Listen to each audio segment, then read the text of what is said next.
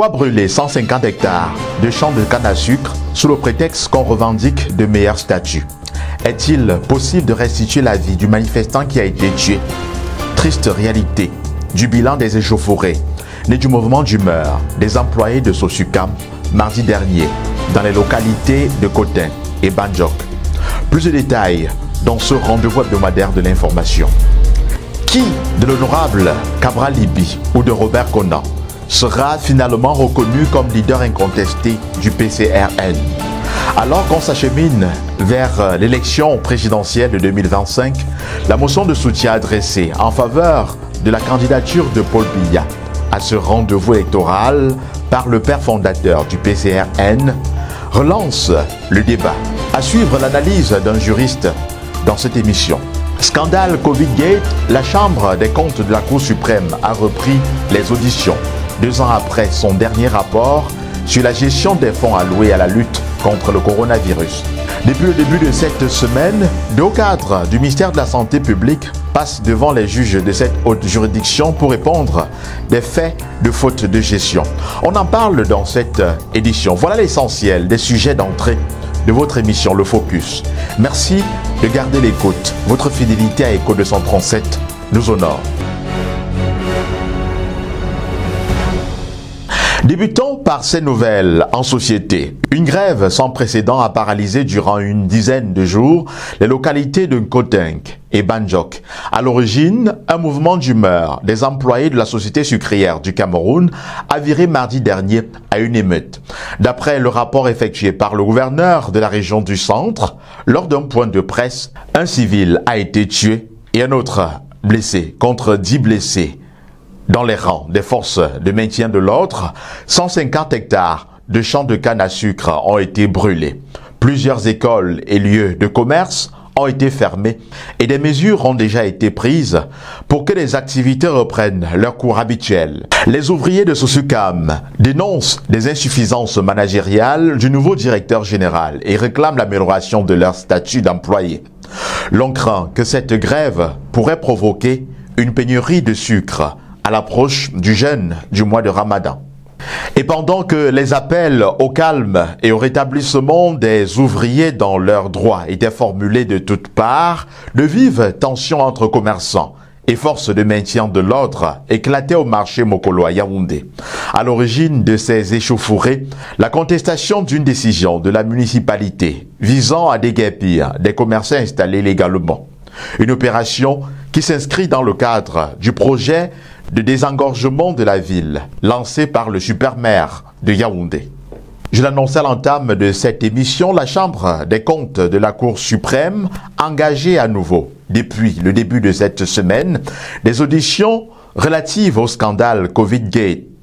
Plusieurs hauts cadres du ministère de la Santé publique passent devant les juges de cette haute juridiction pour répondre des faits de faute de gestion qui avait conduit au détournement d'importants fonds alloués à la lutte contre le coronavirus. Alors que l'opinion croyait l'affaire classée 2 ans après le rapport de la Chambre des comptes, qu'est-ce qui peut avoir motivé la reprise des procédures? Écoutons quelques réactions. Quand on fait un arrêt, c'est pour avoir plus en peu d'explications, plus en de preuves et tout, avant de relancer. Quand on met un dossier au rôle général, c'est qu'il faut apporter, il faut faire des diligences certaines pour relancer le dossier. Pour réenrôler le dossier, il faut d'abord résoudre un certain problème technique, administratif du dossier, pour que le dossier soit en état. On met d'abord le dossier en état avant de reprendre, réenrôler à l'audience une affaire. Surtout que les détourneurs des fonds publics, bon, ça dépend, sauf s'ils ne sont pas dans le cœur de l'administration, des gouvernants. Quand ils sont ils respectent les gouvernants, ils ne sont pas inquiétés, mais dès qu'ils sont, ils veulent dire la vérité, comme on dit, ils veulent franchement dire le droit, parfois, et que ça empiète sur les intérêts du gouvernement, parfois on ne sort pas les résultats. Parfois, c'est quand aussi ils sont contre le gouvernement qu'on sort les résultats, mais quand ils sont pour le gouvernement, ils parlent bien du travail que font les gouvernants. On cache, on couvre tout, on renvoie et finalement on n'a jamais le résultat et tout ce genre de situations. C'est pour ça que moi, je parle toujours de politique. Au Cameroun, actuellement, tout est politisé. On ne respecte plus la loi. On fait selon le bon sens que l'administration a pris. C'est pas évident de dire vraiment ce qui a encore motivé la reprise de cette affaire.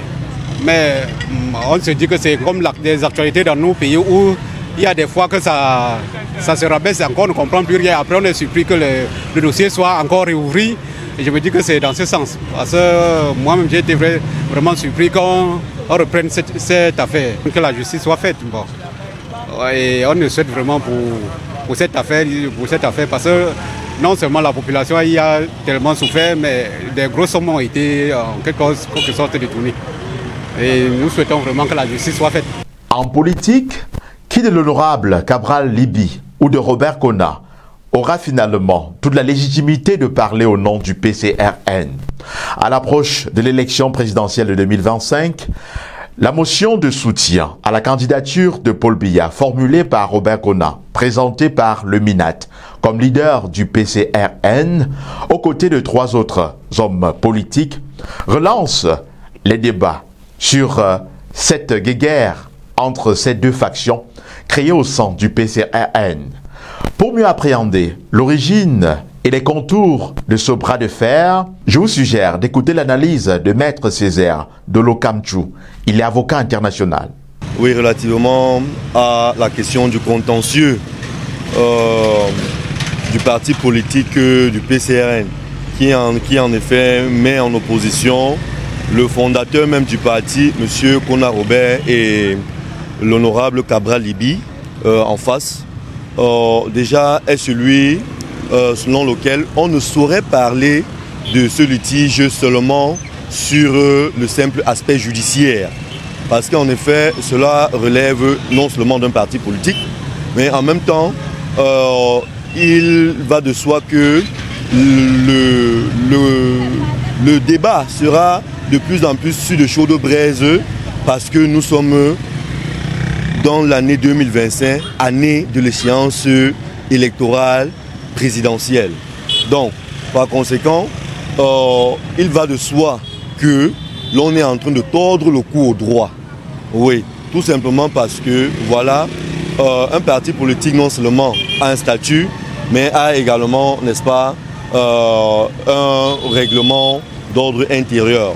Donc, Cabral Libye n'est pas devenu président du PCRN par imposture ou bien par pure affabulation, non. Il y a eu en effet une session qui s'est tenue au sein du parti politique et il a été en effet porté à la tête du dit parti politique. Bon, maintenant, l'autre élément est que son mandat avait une échéance et en effet, ceci est arrivé à expiration. Bon, avant que cela n'arrive à expiration, il y avait déjà un conflit interne. Donc, la totalité des militants du parti n'a pas eu à prendre part à sa réélection. Donc voilà à mon avis où le débat juridique même devrait se poser.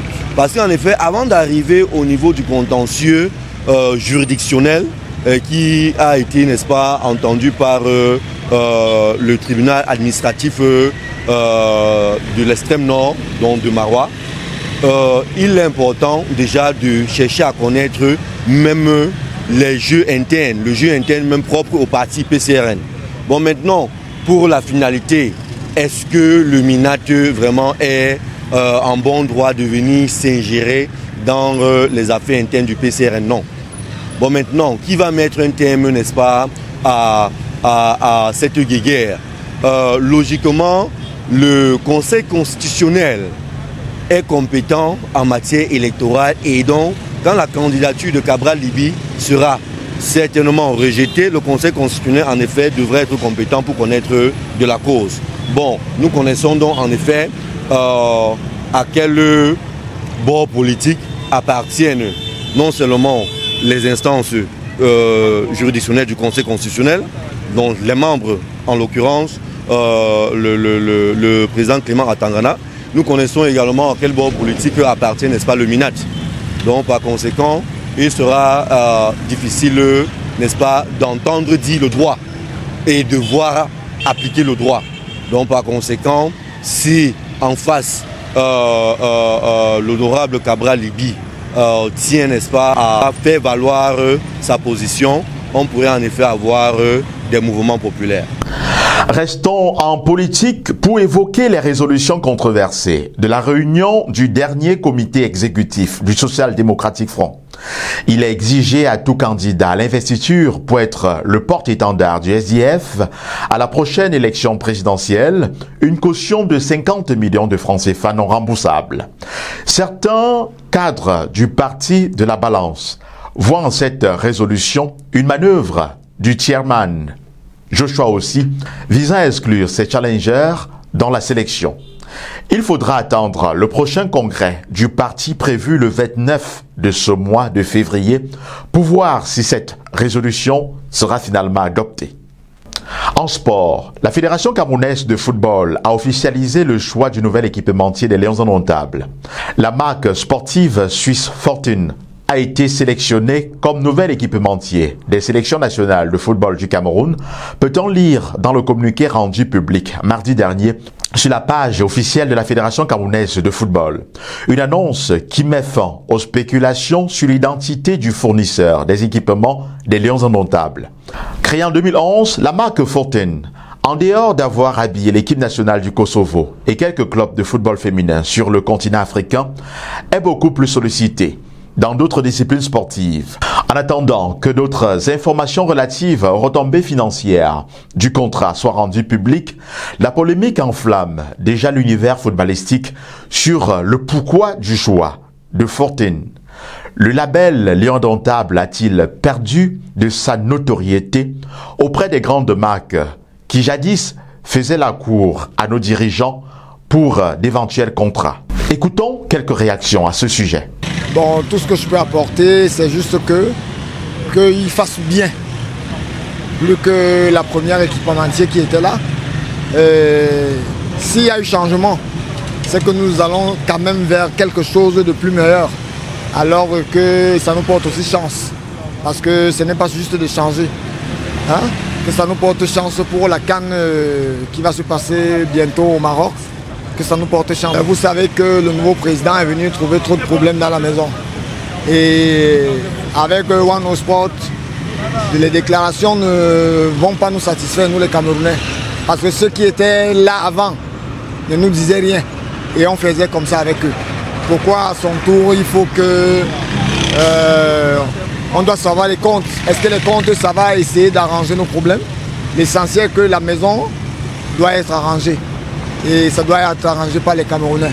Ce n'est pas des Occidents ou bien quoi que ce soit qui viendra trouver la réponse de ce que nous-mêmes on a dans les mains.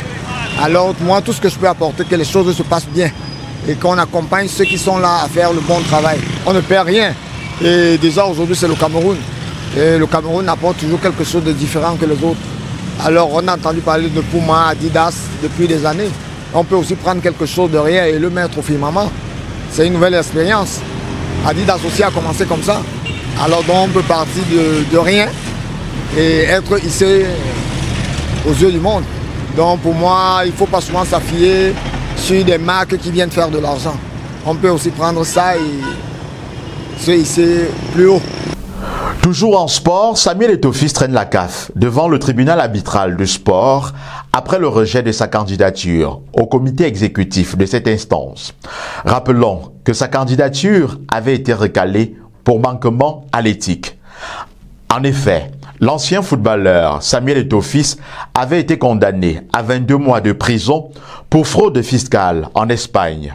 Par ailleurs, en décembre 2024, la commission de discipline de la FIFA a sanctionné le président de la Fédération camerounaise de football d'une interdiction d'assister aux matchs des équipes représentatives du Cameroun pour une durée de 6 mois. Pour avoir enfreint des articles 13 et 14 du code disciplinaire de la FIFA. Il convient de préciser que Samuel Eto'o-Fils n'est pas le seul parmi les candidats recalés à faire recours au TAS. Mesdames, Messieurs, ce sera tout pour cet autre rendez-vous de votre émission Le Focus sur Echo 237, la chaîne de valeur. Merci à Luc Bonguet qui était à la réalisation. Vous êtes de plus en plus nombreux à manifester votre soutien aux productions d'Echo 237. Merci pour cette marque d'attention. Nous vous prions d'être également des relais de diffusion à travers vos commentaires, vos partages et merci de nous faire honneur d'abonner vos proches. Merci de nous avoir suivis et à très bientôt.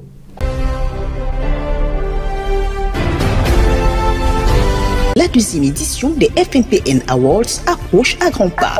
Organisée sous le haut patronage du ministère des Arts et de la Culture, cet événement qui vise à récompenser les Camerounais et Africains qui se sont démarqués à travers des actions élogieuses contribuant à la valorisation et la restauration de notre patrimoine culturel, suivi spécial pour cette édition, car plus inclusive avec la diaspora. Au programme, vendredi 21 février 2025, un grand match de gala de football ouvert au grand public. Samedi 22 février 2025, c'est l'apothéose dans la prestigieuse salle du Golden Hall de Bonapriso Douala avec la grande soirée des FNPN Awards. Les lauréats seront primés dans les catégories suivantes: prix promoteur culturel, prix de l'entrepreneuriat, prix de l'innovation, prix promoteur de la langue maternelle camerounaise, prix promoteur culturel de la diaspora, prix meilleure association culturelle camerounaise, meilleure association de la diaspora, prix personnalité camerounaise de la diaspora, prix grandes œuvres culturelles, prix acteur de la vie sociale, prix de l'artisanat, meilleur artiste musicien et musicienne, prix du journaliste et animateur, meilleur comédien, meilleur humoriste, meilleur groupe de danse patrimonial, meilleur influenceur, influenceuse web, prix de l'excellence africaine, prix spécial du sport camerounais, prix du jeune entrepreneur, etc. La grande soirée des FNPN Awards, c'est aussi des prestations musicales, un défilé de mode où se mêlent tradition et modernité et une compétition Miss et Master FNPN. Ne ratez pas ce rendez-vous qui verra la participation d'un public diversifié et des invités de marque, parmi lesquels des rois et chefs traditionnels des différentes régions du pays, des personnalités politiques et diplomatiques, des hommes d'affaires, des sportifs de renommée internationale, la diaspora camerounaise, sans oublier les célébrités issues du monde artistique et du showbiz. Les tickets sont déjà en vente. Vous souhaitez prendre part à l'événement ou nous accompagner comme sponsor? Infoline 620 42 37 10 694 81 15 43 677 67 26 62. Les FNPN Awards édition 2025. Ensemble, célébrons l'excellence globale camerounaise.